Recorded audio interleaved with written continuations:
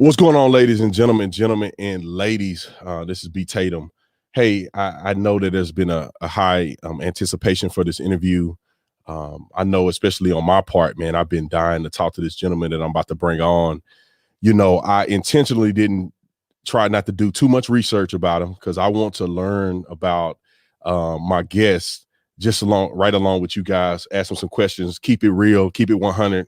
There ain't gonna be no, pansy work. We're gonna get into some stuff. We're gonna chop it up. We just gonna keep it real. So I appreciate all of you guys. Shout out to the Hangover Gang for jumping in here and joining. Shout out to Nova. I think that's Tom's special lady. Shout out to her. And so without me running my mouth too much, I'm going to bring my guest in. I did some reviews, some reactions to some of his music videos. I think, in my personal opinion, he one of the coldest dudes that's out right now rapping about stuff that makes sense. A lot of people, they rapping mumbling, and I don't even know what they talking about, twerking on the devil and all kind of other stuff. But Tom is out here putting in the work. So without me running my mouth, ladies and gentlemen, help me welcome Tom Macdonald. What's up, bro? What's up, brother? How you doing? I'm doing well, man. I'm glad you came on. Good to see you in the flesh. Dude, I wanted to interview you because I've done reviews on a few of your rap songs, and I'm like, who is this dude, man? Got tats on his face, got a grill. You know what I'm saying? So I want to start by saying, man, thank you for coming on, but give me a rundown, bro. How did you go from your past to being one of the fierest music artists that's out right now? How long you got? How long as you need, brother. Man, it was a wild ride, to say the least, bro. Like, I've been rapping since I was probably like 19. And sort of like when I started rapping, I was talking about all the same stuff that everybody else is talking about today, what, like the money and the clothes and the girls and the cars and blah blah blah blah blah, all this type of stuff. And I did that for like a long time because I think I was a young kid and I wanted to be the cool rapper guy at the parties, and I wanted to be a musician and get the girls and get rich and famous and all that type of stuff. The same reason that a lot of people decide to be musicians. Yeah. The thing is I was making, as a young man, I was making music that was imitating my favorite artists, which was 50 Cent and Dipset and Eminem and that type of stuff. So I'm talking about all types of gang stuff and guns and drugs and all this nonsense that I really didn't know anything about at that time. So the music didn't get any traction. So I did that for like a few years. And then what ended up happening was I had a really lengthy battle with alcoholism, which led to having a catastrophic sort of mental unraveling like 3.5 years ago. And I spent 9 months trying to figure out what was wrong with me and getting prescribed all type of different pills and reading and researching and meditating and trying to put myself back together. And sort of what ended up happening was I spent 9 months in like the darkest place that I've ever been in my life. And when you spend 9 months in such an acute state of unwellness, you really get to know like what you're made of. And you really figure it out when you spend 24 hours a day for the better part of a year contemplating if you're going to wake up tomorrow or not. You learn a lot about yourself. So in that 9-month period, I sort of learned what was important to me, what I wanted to talk about in my music, who I wanted to talk about it to, who I wanted to speak up for. And I just sort of figured that out in the 9 months. And then I didn't make any music or do anything really for that year while I was going through that. I was barely eating, barely sleeping. I wasn't really speaking. I was living at my mom's house because I was like, literally, if it wasn't for my folks, I would have been on the streets, bro. Like, yeah, like I was totally done. So yeah, I just figured out a lot about myself in that 9-10 months. And then when I came back and started making music again, I sort of like knew what my purpose was, and that's kind of where I'm at now.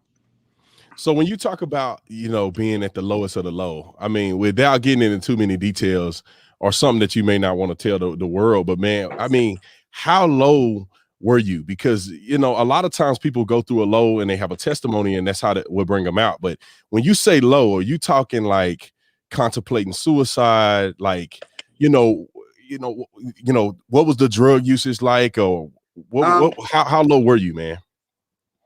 I mean, it was really bad, dude. Like, essentially, like, it started out like just going out on, weekends with my friends and getting drunk. And then all of a sudden, like, we were having the best time ever when we were going out on Friday and Saturday nights. So we wanted to have that best time as constantly as possible. And before you know it, like, I'm going to bed with a case of beer next to my bed. So when I wake up in the morning, it's there. So I can drink one before I even pull the covers off and go about my business. And I never looked at it as, oh, I'm addicted to alcohol, I'm an alcoholic. I just looked at it as, hey, man, I'm having a effing blast right now. I'm having a great time doing this. I have such a great time every time that I'm drunk. I want to be drunk all the time. And then that turned into, months and months and months on end of being drunk. And I don't know if it was that it was affecting my memory. It was affecting my mood. It was affecting every aspect of my life, and making poor decisions and feeling regretful all the time. And it was just the perfect storm of alcohol and probably mental unwellness that had gone under the radar for many, many years. And the constant drinking sort of lit the fuse on that powder keg. And all in one night, all of a sudden, I went to get up out of my bed and I took a step and the whole room moved. And I took another step and the whole room moved again. And all of a sudden my heart's pounding out of my chest and I can't catch my breath and I can't see straight. And I'm laying on the floor with 911 dialed on my phone, just waiting. Like, I was pretty sure I was going to die. And was that your turning point, or was it something else that was like, okay, this is the moment I need to turn it all around? Like, what's the actual point in which you turn the table and got the epiphany of saying, bro, I need to change the music, I need to change my lifestyle? And I listened to your music, bro. So where is Nova in this? You know what I'm saying? Okay, this is going on. I'll get into the Nova thing in a second, because that's like another low that we ended up getting into together that followed this whole thing. So I don't think it really was like one moment, man, because what ended up happening was, after this night where I sort of lost my mind, I spent like 2-3 days really confused, really out of it, dizzy all the time, couldn't eat, couldn't sleep. Like, if I would cut up one egg and one piece of toast, I'd have one bite of it and I would gag to eat one egg and one piece. Like, that's how bad the anxiety was.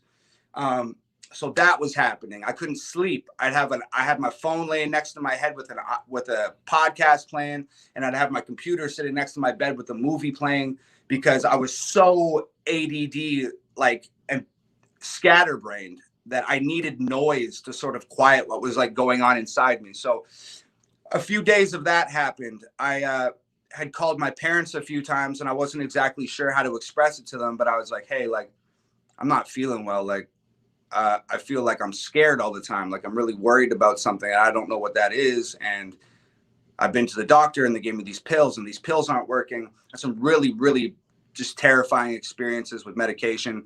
And then what ended up happening was, I called my mom one day when I was in a really bad place and she didn't pick up, and I left a really scary voicemail on her phone, which I didn't realize at the time.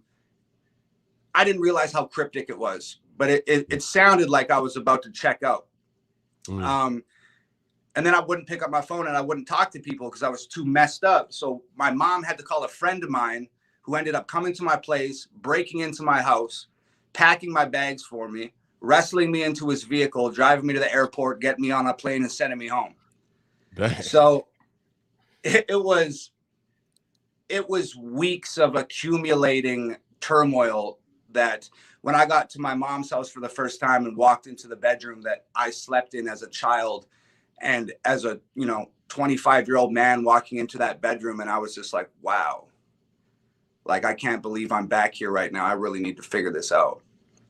Yes, yes. So the music industry, we all know what it looked like, man. You know, I hear you talk about in your music, you talk about the mumble rappers and all that other stuff, and you said that you were somewhere similar to like rapping about that stuff because that's what you know, that's what you kind of grew up on. Your favorite people Right. was rapping about a certain subject matter. So, what got you to like? Because I haven't heard all of your music. Your first song that I heard was a White Boy. I think that's what it's called, White Boy. Yeah. And like what sparked you to like do that song? You know what I'm saying? I'm trying to put it together. You come from, you know, some of that hip hop rap music, destructive music, you got a hard pass, and at some point you turn it and say, bro, I'm finna make this song and I'm finna just express this. Like what got you into making that first song, White Boy? Honestly, man, it came about like pretty organically. I'll give you the little preface to that. Like, all the mental breakdown stuff happened. Moved to California, and Nova, my girlfriend who shoots all my music videos, and she's also an incredible artist herself. Like, we've been friends for like 14 years. She put me on her first rap show. That's how we met. So she's in California at that time because she has a deal with Island Def Jam as a rapper. She's unreal. So I come out and I stay with Nova for a little while and sort of like rekindle our friendship. And then I have some stuff happen in my life. My mental breakdown is, I'm starting to put myself back together, but I'm still kind of, you know, all over the place. So we fall out for a little bit, reconnect a few months later, hit it off. Everything's cool. Nova and I are living in like the hood in LA. Like, we're living in South Central. Like, we got like holes in the ceiling. There's water pouring through in the kitchen. The crib's full of rats. Like, if I go into the kitchen and it's dark and I turn on the lights, there's cockroaches crawling everywhere and stuff. Like, I'm the only white person in probably like 20 miles in every direction, bro. Like it's crazy. Like, everybody knows, oh, that's the house where that white kid with all the tattoos lives. Like that, you know? So like, we're, you know, our life's falling apart. We don't got no money for groceries. We don't got no money for rent. Like, things, it's not good. And dude, it's like so crazy. It was like on some meant to be like universe, like by God, like blessed. Like, it was crazy. Like, I go outside one day, I got half a cigarette left in this cigarette pack. That's all I got to my name, bro. Like, I don't even have $5. Like, we don't have food, nothing. I go out and I sit on the front porch with this half a cigarette. I light it, I smoke it, and I write this song. By the time I'm done smoking that cigarette, I had written this song called Dear Rappers. Mm-hmm. And something just like clicked in my head that day when I wrote that song, and I came running into the house and I was like, Nova, I just wrote the song that's going to change our life. I swear to God, I just did it. Like, I was like, I need you to shoot the video right now. She's like, you haven't even recorded it. I was like, I'm going to record it. While I'm recording, set up the lights, pull the backdrop down. Like, let's get this thing done. So boom, boom, boom, record it, shoot the video. I got no money to release this thing. I hollered at 5 homies. I borrowed like $100 from a couple of them and $200 from a couple other ones. I ended up with like $1,000. I put this music video on Facebook. I take the $1,000 that I just borrowed from like my sister and my homies. I use it to promote that video. And 2 days later, it had 1 million views, and like the rest is history. Dang. So yeah, like crazy. So this is how we get into White Boy. So Dear Rappers goes off, does really well. So now I need a follow-up for Dear Rappers. And there's hundreds of thousands of people showing up at this point in time. And I don't have the infrastructure to deal with it. I don't have the knowledge of social media. Like, I don't know what the hell I'm doing. Yeah. So I come up with this other record called Hell of It, which was sort of like part 2 to the Dear Rappers. And it was just like criticizing the status quo of hip hop and the message in hip hop and the effect that it has on the youth and blah, blah, blah, blah, blah. So I do those 2 songs, and I don't know what happened, but all of a sudden there's like 50,000 people like on my Facebook and my Twitter, all calling me down saying that like, yo, like, you wrote these 2 songs criticizing black rappers. You're a racist, like blah, blah, blah, blah, blah. And I was like, yo, you guys, like, I'm not criticizing rappers of a particular color. I'm criticizing rappers of a particular content, and you've taken that way out of context. So you have something to be angry about on the internet. Now there's all these people calling me a racist and blah, blah, blah, blah, blah. And being the only white boy in that neighborhood and hearing all of this stuff that people are saying on the internet, again, was just like this perfect mixture of angst and anger and just feelings that I was having. And I just put all that into a record.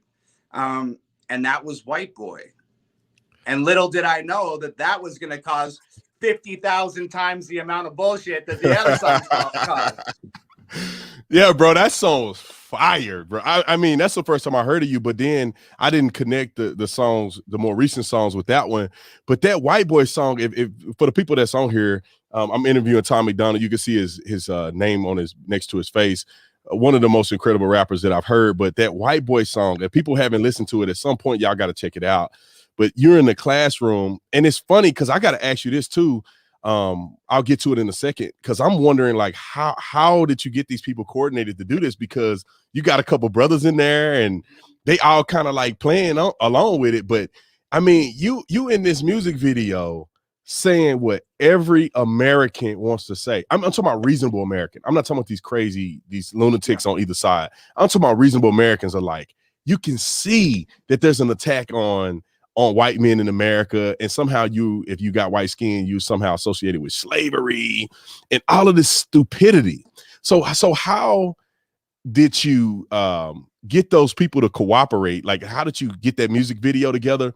And how do you think that changed who you are, or who you were, or who you are today as an artist? Like, did that have a pivotal step for you as an artist? Okay, so the way it came together, and I'll get into the second part, but the way it came together was, dude, I wrote that song and I rewrote that song and rewrote it and rewrote it and rewrote it until it was in a place where I felt like I was actually saying what I wanted to say.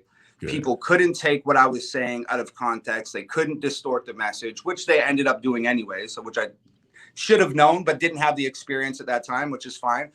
But dude, like, that neighborhood that I was living in, I knocked on my neighbor's door one time at 9 p.m. at night, and he opened the door with a gun in my face. Dang. Like, it's a tough neighborhood. And I knew who my neighbors were, and none of them were white.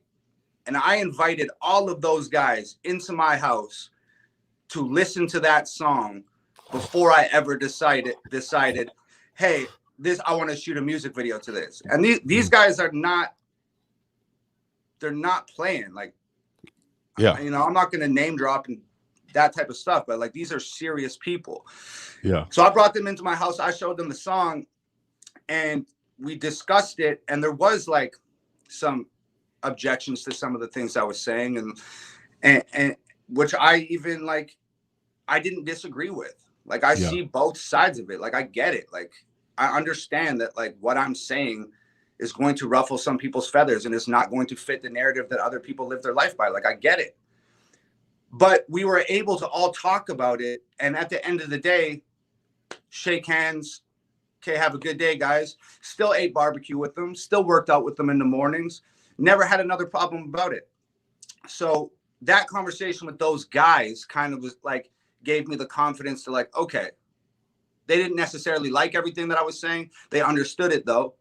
And at the end of the day, like, we're all still neighbors and we're all still friends, and there's no problem. So when I cast the music video, I thought it would be unfair to bring, like you said, there's a couple brothers in there. So I thought it would be unfair to bring everybody into that classroom environment and then just be like, okay, we're shooting a music video. Like, too bad for you, motherfuckers. Like, you're stuck here now. So what I did was I stood at the front of the classroom with those 20 folks in there, and I played the song for them. And I said, if anybody has any objections to what you just heard, if anybody does not want to be in this music video, you'll still get paid. You're free to go right now. You do not have to be here. I'm not holding anybody's feet to the fire. You are free to leave. This is the song I'm making. This is the music video we're shooting. And I opened up the floor to let people raise their hands and have a conversation. I think 1 or 2 people did. They didn't really say anything. They didn't really object too hard, and everybody chose to stay. And we shot the music video. Bro, that's lit. I was waiting. I when I first heard it, I was like, man, if I ever meet this dude, I'm gonna ask him, how in the world did you get these people to be in that music video and cooperate? Because I feel like they all played a really good part and they were really their characters, and you were just in there going hard. So I want to transition to a couple other things, you know, so we can hit a few sections, because I know people want to hear a lot about the things that you think about. You know, we talked already kind of a little bit where you come from. Sure. We'll get to some more Nova questions here soon, because my people have asked me about Nova 1,000 times. It's the whole section about Nova, but okay. we'll get to that in a second. But you know, what is your take on the current music industry today, and how do you think what you do impacts that? I mean, do you think you have an impact, or do you think that what you're doing is not really going to affect the music industry? So 2 questions. What you know, what is your thoughts on the current music industry? When I say music industry, I mean in your genre. Like, I think you lean more towards hip hop, rap music, even though some of your stuff is kind of like rock. Sure. But those 2 questions, if you can get them for me. Man, honestly, I just feel like hip hop and rap has just sort of become expendable. And it's just become sort of like a vehicle for other things, whether that's clothes or liquor or Beats by Dre headphones or whatever the case may be. I feel like hip hop's kind of become a vehicle for those things. It's, you know, it's disappointing when you look back at where everything started and like fight the power, fight the man, screw the system. It's disappointing to see how commercialized it's become, but I mean, that's the natural progression of things. I'm not big on the a few years ago, it seems to take these sort of wild turns, like every now and again. It went from like fight the system and protest to like guns and drugs and gang stuff, to now it's kind of like Xanax and lean and party culture. And it's just like, to me, like that's not what I want to hear. And at the end of the day, like, I'm not going to lie, bro. There's like some really incredible, amazing artists out there who are very talented that are talking about these types of subject matters. So I think that I think what the listener needs to do is just, I don't think that it's detrimental to listen to this stuff as long as you understand what you're listening to. Right. Like that's the thing, is like, if you're gonna go eat at McDonald's every single day and you don't understand that you're consuming garbage and you're killing yourself slowly because you don't have the knowledge, that's an issue. But if you are aware of what you're eating, and it's the same with music, if you're aware of what you're consuming, then maybe you don't let it influence your life or have a negative impact. And that's like what's important to me. So I think the genre right now is arguably more successful than it's ever been, period. Like, rap has become pop music. It is the music of the people these days. Like, it's incredible. I think the messages are super distorted and are contributing to the unwellness of especially the youth in the country. But as long as they can understand what they're listening to, it should be fine. You know what I mean? Yeah, no, 100%. I agree with you 1,000%. You know, I say the same thing that you say, is that if you got to understand that it is affecting you psychologically, no matter who you are, no matter what you're listening to it, you're ingesting it, you're watching imagery, it's going to mess with your psyche. And do you want to infiltrate, or you want to overload yourself with this certain music? I'll give you an example just real quick, and then we'll get more to the interview. But I remember I used to listen to this K-Love, which is like a Christian radio station that plays nonstop music without commercials. And it's like listeners supported. And I remember they have a 30-day challenge, and I took that challenge and I decided to listen to K-Love for 30 days. And it's all Christian inspiring music. Dude, and my whole body felt different. Like my mind, my body, I was positive. it was uplifting. And I also, at a point in my life, listened to, I just say his name, Kevin Gates. I listened to Kevin Gates one time, and I binge listened to him. I was listening to all of his music, and bro, I get violent. You know what I'm saying? Like my attitude is bad. I'm driving down the road, going to hit people up with gang signs. I'm like, dude, the old Brandon is coming out of me when I listen to this music. So how do you think your music? Because you don't. To me, you rap about conscious stuff. Like somebody can like I feel like I know you a little bit based on your music, but how do you think your music is affecting people moving forward? Honestly, man, like it's difficult. It's really hard to say how it actually is affecting people, because if there's one lesson I learned, especially from stuff like White Boy, it's that I can have my own personal intentions with something. And when I put it out into the world, it's like the rest of the world takes ownership of it and may or may not distort what my intentions were. And based on their interpretation of it, can affect them in different ways. But what I can say is that, like, I spent the majority of my life being a loser and being a loner and being an addict and being a weirdo and being one of the people that just got forgotten about and fell through the cracks. So what I hope people get from my music is I hope it just empowers them, and can help be the rope that they can pull themselves out of their hole with. Like that's my whole thing, man. It's like music at the end of the day. And I hate to say it because it sounds so cliche, but music really did save my life, man. Like I spent 9 months, wanting to die. I spent a couple years in, like I said, in the hood, like struggling to survive and stuff. And music really just like saved my life. So when I make music that makes me feel good, I hope I can put that out into the world and it makes other people feel good. To me, that's like the greatest reward from all of this. So I hope it's empowering, and I hope it affects people similar to the way that radio station changed Gear Day, man. Yeah, and I think it has, man.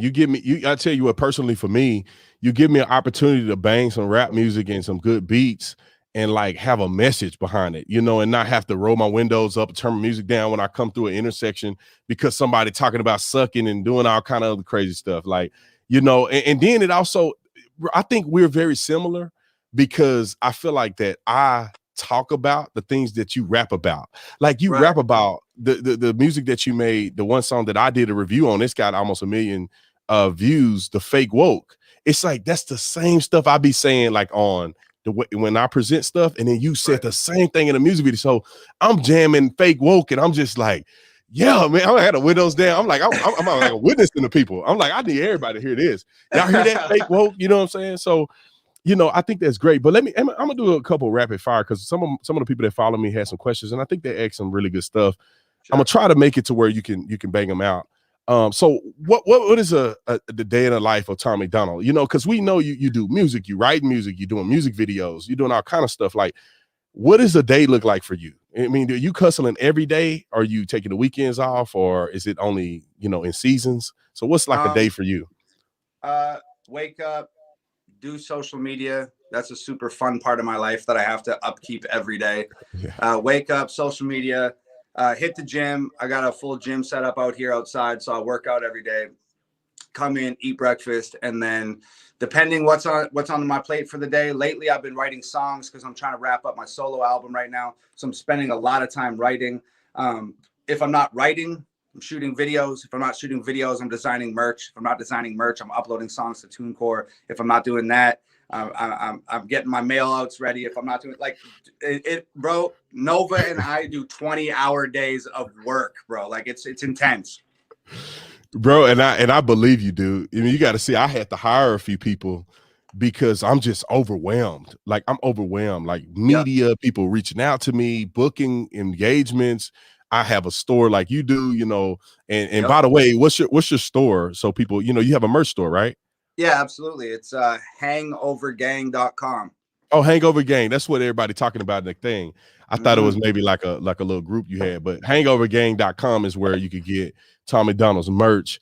And dude, I'm doing some similar stuff. You know, you probably doing a lot more than I am because I don't have to write anything down.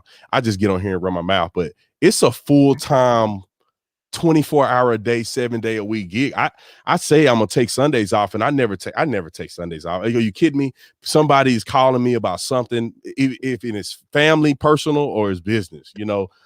So let me. I dropped a music video on Christmas, bro. Like for real. Like I dropped one on like December like 15th or something, and then Nova's like, cool, like let's take Christmas off, and I was like, yeah, we'll definitely take Christmas off. Then like 3 days before Christmas, I'm like, hey, I gotta like shoot this video for this song, we'll release it on Christmas, and she's just like, fuck. But bro, people they gotta understand like how you came from a bad dark place and how you are successful now. Man, you gotta grind. Ain't nothing gonna be handed to you. You don't get no. Where's your white privilege card? If you got a white privilege debit card, somehow you were swiping through the struggle. I mean, let me have that one because that ain't happening. I want to ask. Yeah, go ahead. No, I was just gonna say, like, that's the thing, man. Is like some people out here that are musicians and stuff, they're grinding because they want more. They want more money, more cars, more clothes, more girls, more houses, more. And me, bro, like I'm working 20-hour days and breaking my back for this because I don't ever want to go back to having nothing. And that's like really it. Is like I don't need more. I just don't want to fall back into that place where there's scraping cockroach guts off my plates before I can eat my breakfast and stuff, you know? So yeah, the struggle is real, bro. The struggle is real. And I think it's a blessing though.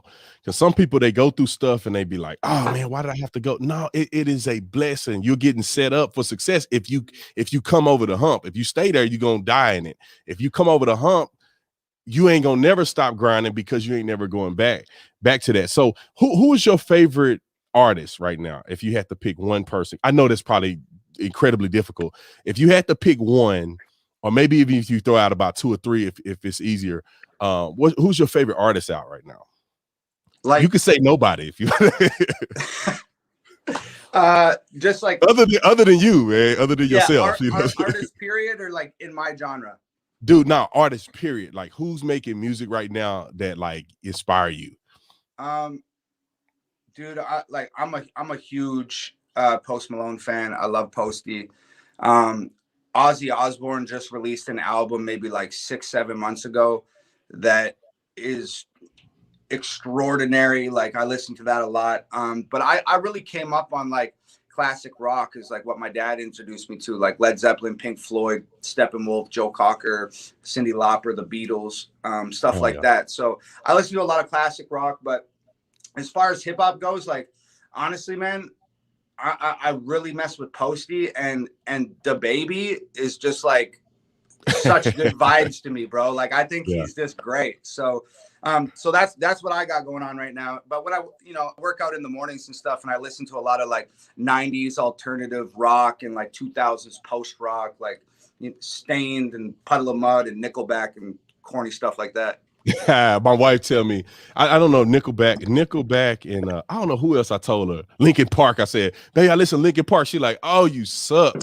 You so corny listening to Linkin Park. But like people don't know when I work out, I listen to and this is probably just as corny, but I listen to like Linkin Park. I listen to Chevelle. Like Chevelle is my favorite rock band. Like I mean, I don't even know if that's considered rock or alternative rock, but Chevelle go hard. Like their music is like a crescendo, dude. Like it's like they start out with a creep, and then it's like boom, boom, boom, boom, boom, boom, boom, boom. And I throw my back out listening to that music. Yeah, you feel like you're gonna tear the steel off the bar listening to Chevelle, right? Bro, I feel like I'm a superhero. I'm just gonna bust out of my shell in the gym. I had dudes when I was working out real hard. I had a big old dude come up to me and say, bro, I don't know what you be doing, bro, but you intense. I'm like, bro, it's this Chevelle I'm listening to. They got me on another level. So, but I got a couple more questions I want to ask you, and I'm gonna try to make them quick. So, when you were growing up, did you grow up with two parents, or did you grow up in a single parent household? Both my parents. Yeah, both your parents. Do you have siblings? I have a sister. Yeah. A sister. Y'all close or y'all younger? No, that's the homie, man. Like that's the homie. That's one of my road dogs. Yep. So people love to ask about Nova. I know this is a personal question. I don't know how you feel about marriage, but my audience said, when you and Nova gonna get married? I'm convinced. I'm convinced that Nova sent out like a mass email to my entire email list or something. Like, because, dude, every single time I get on live stream, it's just a wall of people being like, "When are you gonna propose, dog?" Oh, bro, you got a winner chicken dinner, dude. You got a woman Dude. out there grinding with you through the mud, and now y'all successful together. She cutting the videos. Now I don't know, she probably get on your nerves every day in real life, but to everybody else, it's like, bro, you got a winner. You know what I'm saying? Other Yeah, women absolutely. ain't gonna hold you down. We get like on each other's nerves, bro. That's how it goes. Like, we've known each other for 14 years. Yeah. Like, we've been together in a relationship for 5 years. So, like, I could not. The rest of my life isn't even long enough to count the number of times that we've pissed each other off. Yeah. Like I would die counting. But I don't I don't know when I'm going to ask Nova to marry me, but she's been watching all of these Married at First Sight and like all these marriage shows. Like there's another 30-Day Fiance. Like she's been watching all this stuff. I don't know if it was a subliminal plan, but I've been walking around the house thinking about how I'm going to propose for the last 2 weeks. Hey, bro, women are smart, man. They put the spirit out there in the atmosphere. Oh, yeah. You start looking at it. She's like, "Oh, babe, I made you lunch. You should come sit down and eat it with me." And I'm like, "Cool. What are we watching?" She's like, "Oh, 30-Day Fiance." Like, okay. Bro, I'm telling you, bro, women are on it, man. My wife watch it all the time. She still watches it. We married, and I'm like, and to be honest, it's like we get on each other's nerve too. Like people may think that like when you're in a serious relationship with somebody you're in love or whatever, that somehow it's just perfect. Y'all walk around, kissing each other's rear end all day. It's like, no. I be wanting to go sleep in the guest house sometime. I'm like, man, you know what? I'm sick of you, especially because I snore at night and she be waking me up and I be in a rage. I'm like, what, man? I can't help it. Dang. If you were asleep, you wouldn't hear me snoring. But anyway, Canada, you from Canada, right? Mm-hmm. Okay. You moved to the US, right? Correct. Or no? Yeah. So somebody asked me, they said, what made you leave Canada? And why did you want to move to the United States? If you want to answer that, I don't know how. Yeah, I don't know if no, sure, man. Yeah, just honestly, like, I guess part of it was, wanting to break into the music industry and knowing that America was the hub for that. But really, like, the biggest thing was, I just never felt at home in Canada, and I went on tour through Europe a couple times, once with Onyx and once with Cool Keith. And I went to all these places, Paris and London and Amsterdam and Greece and Athens, all these different places. And I just thought that like somewhere out there, I was going to find the place that felt like home. And that's where I was going to move. And that's where I was going to build my family. And that's where I was going to do my thing. And after those 2 tours, I just never came across a place that felt like home. I got back to Canada, and then Nova was like, "Hey, why don't you come hang out in the States for a couple of weeks and see how you like it?" And I was like, "Okay, bet. Like, let's do that." So I came out here. I was here for 2 days, and I was like, this is home. Like, this is the first place I've ever felt at home. I went back and forth across this country 3 or 4 times now. I've been in pretty much every single state. There's just something about the spirit of the American people that just resonates with me. Like, it just does. Like, I just feel at home here. So yeah, bro, you look American, bro. You look American. Somebody say you from Canada. I'm like, what? He look like he from America. I don't know no Canadian people with tats and piercings and all kind of rapping, and I'm like, bro, he American. Canada. So yeah, you right where you belong. So people want to ask some more questions. This is some pre stuff. So, are you political at all, man? I know we talked last night a little bit, but I didn't get a chance to ask you. Are you political at all, or are you stay away from politics? Honestly, man, like, if I said like, no, I'm not political, then people would be like, what the hell are you talking about? Like, yeah. Listen to all your songs, my guy. Like, you're a politician, my guy. But but I don't know, man. Like, dude, like, I don't watch the news. I don't subscribe to any one political party. I don't endorse either side. None of that. I just, that's one thing about America that like really did not exist in Canada. The potency that the politics have here, and the fact that they're sort of at the forefront of everything. It's like you flip on Instagram and there's a billion Joe Biden memes. Like you flip on Facebook and it's just, you know, cancel culture this, politicians that. Like, it's just everywhere here. It's like a huge part of the American culture, which is not something that I was used to in Canada. And like we talked about, sort of the type of music you listening to and digesting that and how it affects you as a person. Just seeing all of this stuff online and digesting it in mass amounts on a constant basis, it's just affected the type of music I write. And like, I'm not an expert. I've never claimed to be an expert. Like I said last night, I get asked to go on these political podcasts and I feel like a fish out of water. Like, I'm not qualified to be talking about that type of stuff. Because to me, it's just like, I read some political nonsense online. I have a feeling about it. I remember it and I put it in a song, and that's really it. Yeah, I mean, that's kind of how I felt, man. You know, a funny thing about me is that sometimes I wish that I wasn't even in the politics. It's a dirty, nasty, you know, and you get on here, you say something, and everybody love you one day, and you say something controversial about, even if like I'm more conservative. I'm a conservative. I'm a Trump supporter or whatever. I'm pretty sure if you've seen any of my stuff, you know that that's how I feel. But if I say something criticizing Trump, man, people come after you, boy. They wanna cancel you. I used to subscribe. Now I hate you. It's like it kind of get old. So, you know, I feel you on that one, man. So somebody said, what kind of shoes is he going to come out with? So you coming out with some shoes, or somebody got some secret information, or what? Nah, but there's definitely not going to be. I said to my girlfriend this morning, I said, yo, like, Lil Nas X is making a bag off these human blood shoes. I was like, I want to take a picture with one of my work boots and fill this fucking thing up with milk and just be like, yo, I'm selling these shoes. They come with fucking 4 liters of cow milk in them. I was like, spoiled milk in them. Yeah. So yeah, no shoes for me. But when they do drop, and I hope eventually I get that type of opportunity, no human blood in the soles of my kicks. Yeah, bro. I'll buy your shoes though, for sure. What is somebody said, what's your first tattoo, bro? Because you tatted. I ain't even that tatted. I got some stuff on my forearms. I thought I was gangster. I mean, you tatted up, man. What was your first tattoo? First one was oh man, I can't believe you guys are making me do this.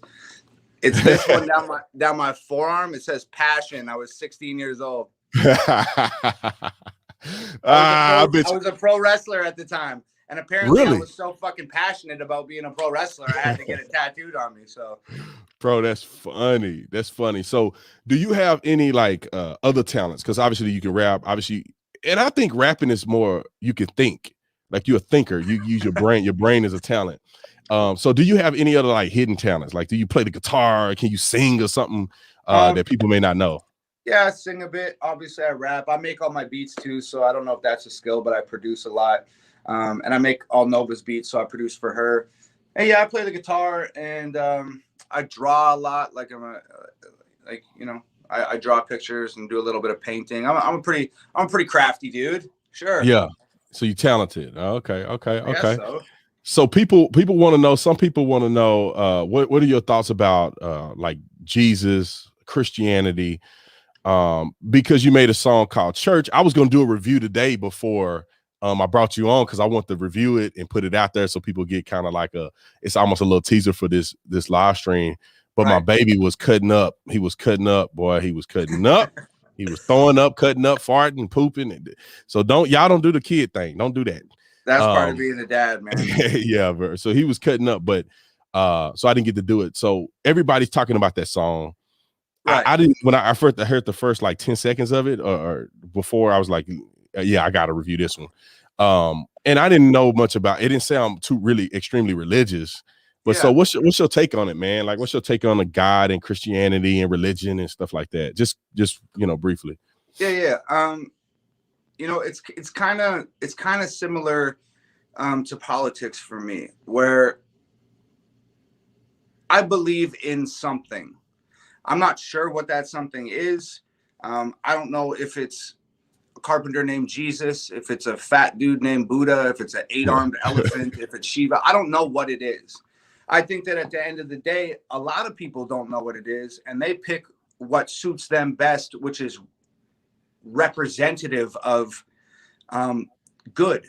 And I believe in good and evil, and I'm not sure if that is God and the devil, or I'm not exactly sure what that is. I've been to church.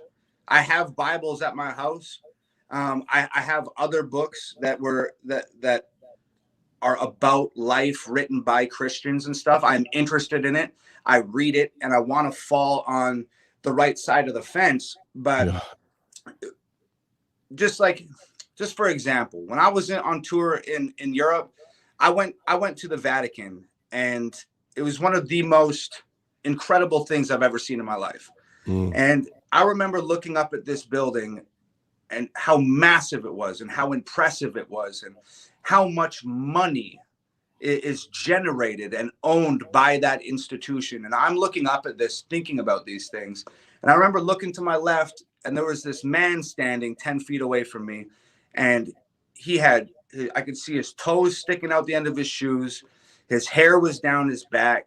His face was dirty. His shirt was ripped up. He looked like he hadn't had a shower in 6 months. And he was just clutching a Bible, just looking up at this massive, impressive, rich institution. And just seeing that contrast was enough for me to just be like, yo, I'm cool with believing in God. I'm cool with believing in Jesus. I'm cool with being a Christian. I'm cool with spirituality. But the second that man tries to take these sort of unexplainable things in life and organizes them in order to monetize, I have an issue with that. Yeah, so, bro. I agree with you, man. I agree with you. Now go ahead. I hope I didn't cut you off.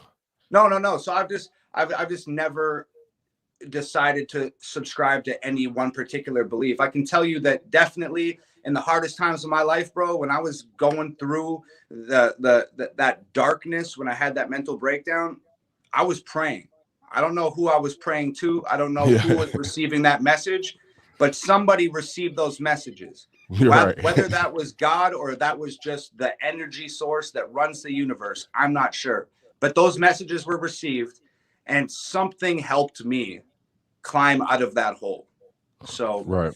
And that's beautiful, bro. I mean, I love the way you think, man, because even you don't have to be super duper religious to realize something ain't right when you got a $1 billion facility and you got people out here that's starving right next door to it, and you got these people up on pedestals like they're gods, and they run the religious institution, and who can come to God or who can't come to God. And you see they molesting kids, and I'm not saying specifically every priest, but I'm saying you have this institution that oppose something, then they find that they molesting kids. You have this institution in America where they're making millions of dollars in churches, and then so that's why I love the fact that you're intelligent enough to say it's about relationship. It has nothing to do with religion. It's relationship. And I pray that whatever's true is presented to you. And the only way you're gonna know is if you're open-minded to it. And I mean, I really, really, really, really, really love that about you, man. And I appreciate you sharing that, because people want to know, kind of where you stand with certain things like that. Not that it even matter, because people be mad at me half of the time. I'm not Christian enough. And I be wanting to stick my finger up at some people, but I feel you. I feel you, man. That's the angle that I came at the church song from. To me, like, church and the solstice that it provides sort of is pretty much what I just explained. I didn't come out and read any Bible passages or claim that I was a Christian or anything like that. I just said, look, man, I pray, I ask God for help, etc., and left it at that. So yeah, which is great. I got a couple more questions for you. Do you speak French? I don't know. I do not. Asked. You do not. Do you speak any other language except English? Except Ebonics? No.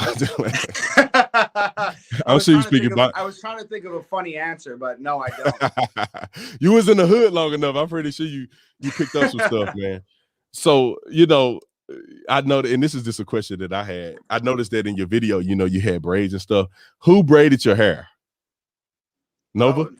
Or dude, Nova braided my hair. Nova spent 10 years of her life living in Jamaica, bro. really? Yo, Really? Bro. This girl like has witnessed her father get in like machete fights in Jamaica, like sharpening machetes on the street, like fighting in traffic jams. Like she knows how to braid hair. When bro, if she her Jamaican accent is like when she puts it on because she was around it for 10 years and she speaks like bro, it is uncanny. Like it's crazy. That's funny. I've Y'all been should trying make to a convince her to drop a song in it for yes. so long, but she's like, no, like I can't. Like, y'all got to have a little song that have a little Jamaican vibe. I mean, even if it come through in the chorus once and she just go off, you know, in some Jamaican dialect, and come back, you know, they gonna be hating on her, but it's gonna be fire though. Yeah, exactly. It's gonna be fire. Somebody said, let's see, what's another one? Let me get to these super chats because I know a lot of people are super chatting. If you don't mind, I'm gonna go through and try to look at them and see if I can catch a few people on the super chat. And see if they have some pretty good questions on the super chat because I know that these were pre-written by people that we asked. Let me see if I can find this doggone thing. Hold on 1 second. What's the super chat? You never heard of super chats? No. Oh, brother. So when you live on the YouTube channel, people can ask you questions and they super chat them. And what they do is they can give a donation of between $199 to $500 to ask you a question. And so crazy. So when you when you go live, so I gotta start going live on YouTube. You gotta start going live on YouTube. and dude, your fans will love to hear from you. I wouldn't see this is the thing. I wouldn't go live like I do. I go live way too much. But if you go live every now and again and like do a Q&A about the music song, it's good for promotion. And it's also good to interact with the fans because they probably would love to. And it'll burn you out, bro, if you do as much as me. But if you go on there every once in a while to give a brief, you'll have people that support you through the super chats financially if they want to support that way. And then they ask you questions and they pop up on the screen and so you'll see them. And it's so funny that this thing, I should have opened the super chat earlier, but I'll go through and look at a couple of them because people were super chatting. A lot of them are just saying, hey man, we love you. We love the show. One is saying that they want to say thank you for sharing your talents with us. People really tug on your heartstrings with the super chats. I think one just came and shout out. If people are shouting you out, I wish this thing had it from the very beginning. So we're gonna go over that. Is there anything that you want people to know about you that nobody? I mean, obviously, I don't want you to share none that you don't feel comfortable sharing. But like, is there anything? And I know that you ain't that person, but your music is pretty legit, so you pretty much say everything. But is there something that people may not know about you that you want people to know? Like, you don't get a chance to express this, but this is something about you that if you had an opportunity, you'd be like, you know, hey, y'all need to know this about me. Honestly, man, I've really in the last few years really put myself out there. So I think people pretty much know like everything that I want people to know and everything that I don't want people to know. So it's pretty much out there. But I think what's kind of like most important for me is definitely just like there's two things. The mental health thing. I don't think that there's enough artists who stand up or artists, professional athletes, actors, people of influence. I don't think there's enough people of influence who stand up and say, I don't feel good. There's too many people out there in the world today that are dealing with too many things, that are unwell. And the worst part about having poor mental health is feeling A, like you're not understood, and B, like you're alone in it. And that's what's really most important for me to let people know is like, if you're sitting there and you're watching me and you're not feeling good, like I want you to know like, yo, me either. like I'm not feeling good either. There's this weird thing that happens when somebody gets in a music video or they get a million views or a million likes or a million follows or whatever. There's this people all of a sudden think that guy's life must be this good, or like he must be so happy, like he must love his life, he's got the greatest things going on. And it's just like people don't realize that like we really are all the same. We are like really just people. I have terrible days just like a lot of other people have terrible days. In the last 6 years I've had more bad days than good. And that's what's important for me. I just want people to know that they're not alone in their hardships, and we all go through them. And I'm very proud to be able to stand up and say that I'm right there with you in those trenches, you know? Yeah, man, I appreciate that. I got some crucial questions that I almost forgot to ask you. What is your favorite song that you have made? Like, what's your favorite song? I know it's hard, bro, because I mean, that's like somebody asking, what's your favorite video you made? I don't know. Yeah, I don't know. Like, dude, by the time I write a song, make a beat, record it, do the production, send it to my guy Evan to mix and master it, listen to the mix and masters and make sure that's cool, shoot the video and perform it 100 times in the video and release it. By the time I get to that point, I fucking hate my songs. So like I honestly I hate them all. I couldn't tell you which one is my favorite. All I can say is I've been writing my new solo album lately. I told Nova at the beginning of the year I'm going to make the best album of my life this year. And I'm very grateful to say that I haven't let myself down. So there's a lot of unreleased stuff in my phone right now that is unquestionably my favorite material. Yeah, that's awesome, bro. That's awesome. I believe in you. See, you speaking it into existence. It's going to be the greatest ever, and I'm going to cop that thing. Another thing, your tour. You know, I think your tour got canceled. Somebody said your tour got canceled. Do you have any plans to go on tour now that they opening stuff up? I had 3 tours in a row get canceled. Dang. Yeah, it was terrible. Here's the thing is like, I can't wait to get back on the road. It's the best part of my job. I feel like without going on tour and meeting people in person and shaking hands and taking pictures and autographing stuff and performing, like I'm pretty much stuck just sitting in my house, rhyming words in my phone and putting out music videos, which is great, but it's not as good as touring. So sort of the issue that I have is my girlfriend Nova has a really, really, really, really acute respiratory disease. 2 years ago, she got like a regular seasonal cold, like sniffly nose and coughing. And that put her in the hospital for almost 2 weeks and cost like 50 grand. So it's has to be safe for Nova to go on the road, because if she gets this new virus that they dropped, if she gets that, I'm not even going to say it, but you know what I'm saying. Yeah, so, it could be difficult.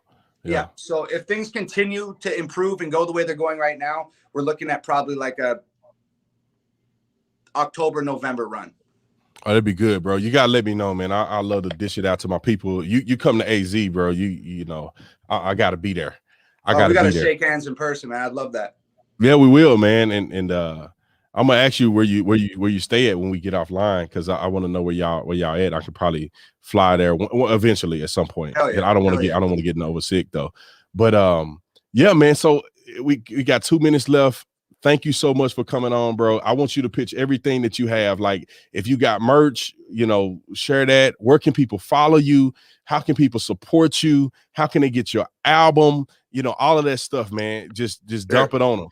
So yeah, all of my merch, my autographed albums, I autograph every single album. I pack them, label them, ship them myself. I spend, 13, 14 nights a month doing that. You can get my autographed albums, my t-shirts, mugs, blankets, hats, sweatshirts, hoodies, all that. www.hangovergang.com. My Instagram is also hangovergang. You can find me on Facebook at facebook.com/Tom Macdonald official. You can find me on YouTube at youtube.com/Tom Macdonald official, or you can catch me talking shit on Twitter at twitter.com/I am Tom Macdonald. So there you go. And how do we follow Nova? How do we follow her? Because I know she got music out too, and I listened to one of her songs and it was fire. I was like, dang, they both making music. Dude, so how do we follow you, wifey?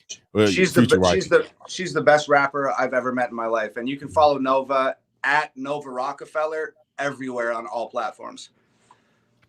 Perfect, man. I got so many more things I want to talk to you about, but we have about an hour. I gotta bring you back, bro. We got to do this again at some point. I'd love to do it in person, man. We could chop it up. I don't know if you do cigars or you like go shooting, man. We can go to the range or whatever you want to do. You come to AZ, I take care of you, man. So I appreciate you, Tom, coming on here, man. You're inspiration to so many people. You probably understand it, but you have no idea that there is probably a young brother like you who is in the mud, in the dumps, ready to give it up, saying, look, I have no future. Why am I alive? I don't want to live no more. I'm going to take this last Xanax or whatever. I'm not saying you took Xanax, but I'm going to take this last hit and I don't care what happened after this. When I wake up in the morning, why do I care? And then they hear your music and they hear your testimony even now, and just one person, all the music you do, brother, if you save one person like yourself, it is worth it. And you can guarantee money back that with hundreds of millions, I looked at your stats, hundreds of millions of views of your content has drawn in those young people and got them from stepping over the edge. And so if you may not realize that, you probably do, just know, bro, your hustle, your grind, what Nova's doing, what y'all doing is saving people's lives. It's not just helping them dance to some songs and vibe in the car, shout out to their liberal friends. It's like people's life and death is in the balance of the talents that's been given to you. And that's why you got the platform you have, man. And so I'm incredibly blessed, man, to have you on. Thank you for jumping on here and sharing with my audience. Hopefully we can cross-pollinate. And absolutely. I'll have you back, brother. But all right, man. I can't wait for part 2. Officer Tatum, man. People have been bugging me about doing this for months, brother. I'm glad we got to sit down. So we'll leave it at part 2 coming soon. And much love to you, man. I had a great time, and much love to everybody watching tonight. And I hope everybody's well. And I'll talk to you soon, brother. All right, bro. Peace, man. Talk to you later. All right. So my camera all out of focus. Can you get me, Sean? Let me see. Hold on. No, I got it. I'm gonna zoom it in. So, hey, thank you guys. Thank you guys for watching. I really, next time I will have the super chats ready. It literally, I don't know why it don't archive from the very beginning, because it used to do that. So I missed a lot of y'all super chats. However, everybody has seen them. I'm gonna go back and read them. I'm gonna go back and watch this interview, and I'm gonna be able to read the super chats. So thank y'all for supporting Tom. Go and follow Tom Macdonald. Go follow him, support his stuff, man. The brother is, I knew he had a story. And so if you just jump it on, go back and look at this live stream, go look at his story. Shout out to everybody that's giving super chats. I think that I've either encapsulated in this interview the majority of the things that you guys want to know. If I missed it, I love you. I'm sorry I missed it. I'm gonna bring him back. If y'all want it, if y'all want him to come back, I will bring him back and we'll finish the interview with some cooler stuff. He did tell me, on the phone last night, we talked for a brief minute about how he was, people were targeting him and stuff for the music he was making. I know people were asking about, censorship and him getting, afraid of being censored and kicked off of social media. And all of those are legit concerns. And so I wish that I could answer all these questions, but thank you guys. I appreciate it. Thank y'all for joining the Tatum Squad. Those of you who have joined, and thank y'all for all the support, man. Thank y'all. I really appreciate it. And, if you have some time in your busy schedule, make sure you go to The Officer Tatum and support The Officer Tatum store, The Officer Tatum store. I'm going to give y'all a cool discount just for this live stream. Just give me 1 second. I'm gonna give y'all a discount for those who you are part of the Tatum family. If you're not a part of the Tatum family, hey, look, you can come back when the interview. But just for my folks, and if you my new folks, if y'all my new family, I'm gonna give y'all a discount just for this one right here. if I can pull it up. Just only if you want, only if you like the Tatum merch, only if you like B Tatum merch. And obviously while I'm doing that, y'all make sure y'all go check out Tom, man. He's a solid one, man. I can't wait to meet him in person. If he do, I'm gonna do a video with him or something. Let me get y'all discount ready. Only if you want to shop. I'm gonna do it big just for y'all. And it's gonna go into tonight, and then I'm gonna cancel it. Because I told people I wasn't gonna do this ever again, but I might just do it right now. Let's see, discount code. Let's see. What should I do? What should I name it, Sean? I know. I don't want to use his name on it. Let me see. In the spirit, I think that's good. In the spirit of him marrying, Tom get married to Nova. So we're gonna do Nova. If you put discount code Nova in, you'll get we'll do 27%. That's my midway between 25 and 30. So 27% off the entire store. Y'all can do it or whatever. I'm gonna end it tonight, so you better jump on there. Nova, Nova. Hopefully we can get Tom to marry Nova, and it'll be fire. But anyway, I love you guys, man. I appreciate y'all. Thank y'all for joining. I'll see you on the next one. I'm out.